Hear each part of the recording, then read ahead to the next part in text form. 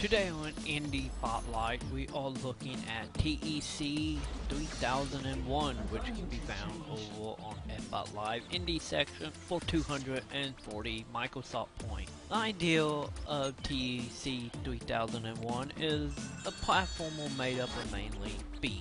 Of course, the gameplay is made up as you get from point A to point B trying to collect the items and to beat the best time possible. But more to it than just that. As the game goes along, you will realize it's more about actual speed and platforming and having to compensate with the speed to collect the item. As the level goes on and on, it becomes more and more difficult to actually make the jumps, and it will add a fairly in-depth platforming system to it with the normal routine of jump, double jump, sliding. But what makes this a little bit different is you having to do not just platforming, but also trying to get to where you're going without running into any walls. Some of the walls you can break through, other you can't, and you will have multiple paths on the break off to collect the item and figure out the best way to get to point B from A.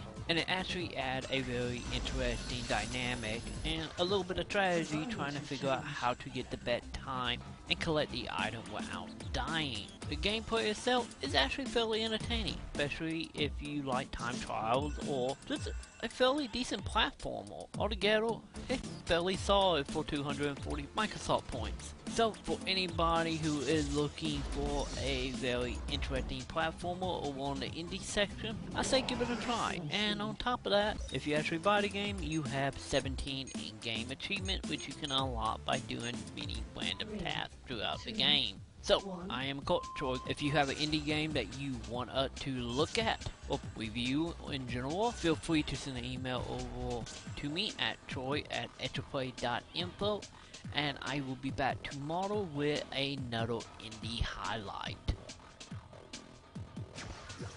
Environment has changed.